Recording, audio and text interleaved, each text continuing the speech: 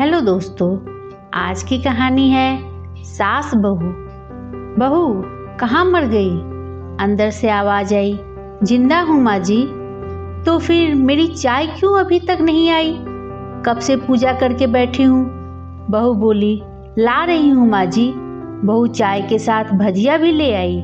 सास ने कहा, तेल का खिलाकर क्या मारेगी? बहू ने कहा, ठीक है माँ जी, ले जाती हूँ। सास ने कहा, रहने दे, अब बना दिया है तो खा लेती हूँ। सास ने भजिया उठाई और कहा, कितनी गंदी भजिया बनाई है तुमने। बहू, माँ जी मुझे कपड़े धोने हैं, मैं जाती हूँ। बहू दरवाजे के पास छिपकर खड़ी हो गई। सास भजिया पर टूट पड़ी और पूरी भजिया खत्म कर दी। बहू मुस्कुराई और काम पर लग गई।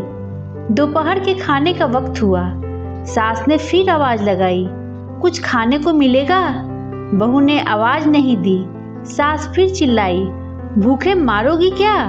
बहू आई, सामने खिचड़ी रख दी। सास गुस्से से, ये क्या है?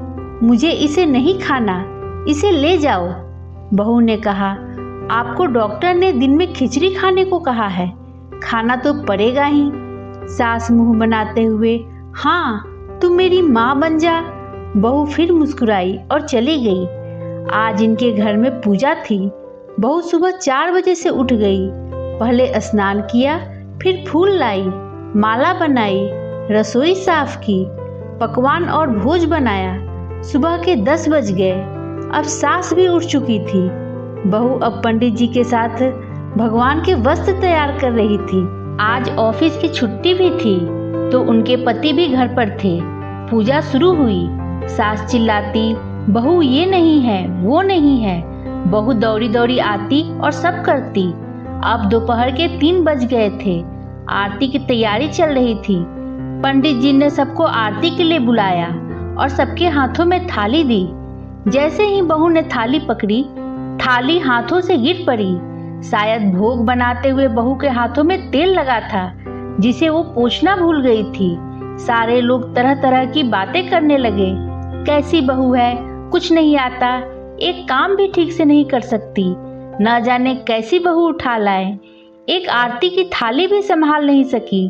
उसके पति भी गुस्सा हो गए, पर सास चुप थी, कुछ नहीं कहा, बस यही बोल के छोड़ दिया, सीख रही है, सब सीख जाएगी धीरे धीरे। अब सबको खाना परोसा जाने लगा। बहू दौड़ दौड़ के खाना देती, फिर पानी लाती। करीब 70-80 लोग हो गए थे। इधर 2 नौकर और बहू अकेली, फिर भी वहाँ सारा काम बहुत ही अच्छे तरीके से करती।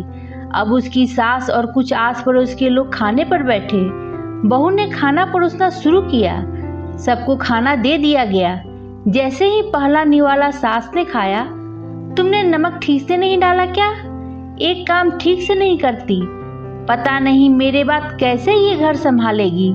आस पड़ोस वालों को तो जानते ही हो ना साहब, वो सब बहाना ढूंढते हैं नुक्स निकालने का।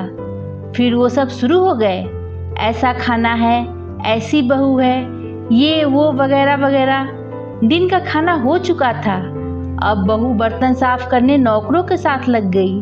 रात में जगराता का कार्यक्रम रखा गया था। बहू ने भी 1-2 गीत गाने के लिए स्टेज पर चढ़ी। सास जोर से चिल्लाई, मेरी नाक मत कटा देना, गाना नहीं आता तो मत गा, वापस आ जा। बहू मुस्कुराई और गाने लगी।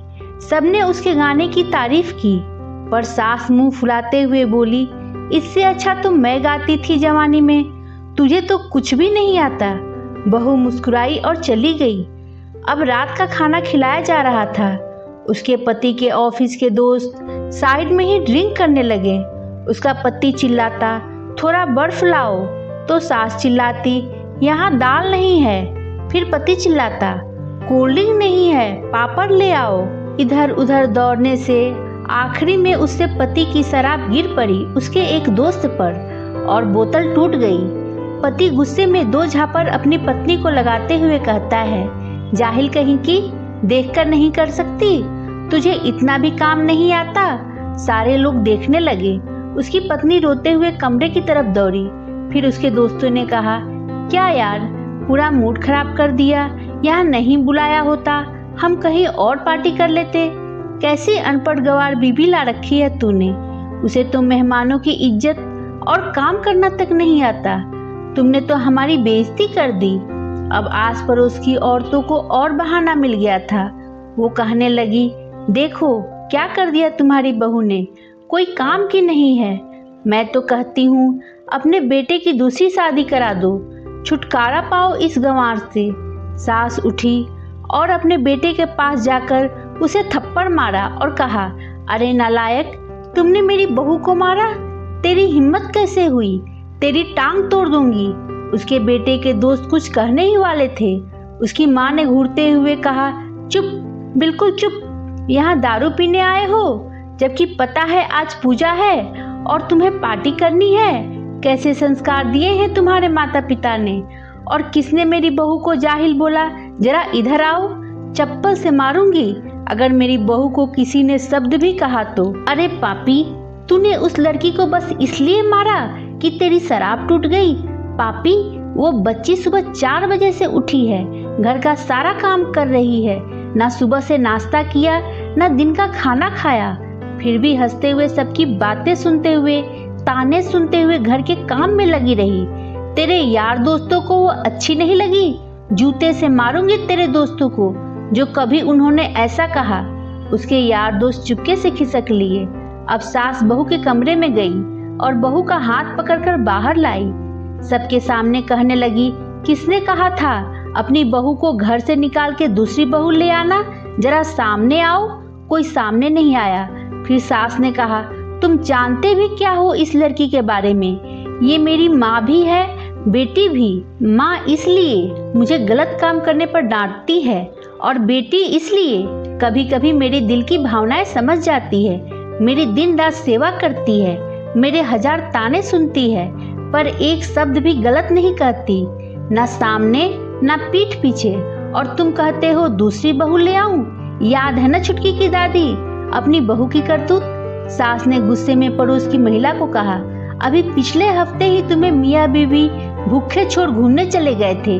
मेरी इसी बहू ने 7 दिनों तक तुम्हारे घर पर खाना पानी, यहाँ तक कि तुम्हारे पैर दबाने जाती थी, और तुम इसे जाहिल बोलती हो। जाहिल तो तुम सब हो जो कोयले और हीरे में फर्क नहीं जानते। अगर आइंदा मेरी बहू के बारे में किसी ने एक लफ्ज भी बोला तो मुझसे बुरा कोई नहीं होगा, क्योंकि ये मेरी बहू नहीं, मेरी बेटी है। बहू सिसकियां लेते हुए फिर कमरे में चली गई। सास ने एक प्लेट उठाई और भोजन परोसा और बहू के कमरे में खुद ले गई। सास को भोजन लाते देखा तो बहू ने कहा, अरे माँ जी, आप क्या कर रही हो, मैं खुद ले लेती। सास ने प्यार से ताना मारते हुए कहा, डर मत, इसमें जहर नहीं है, मार नहीं डालूंगी तुझे।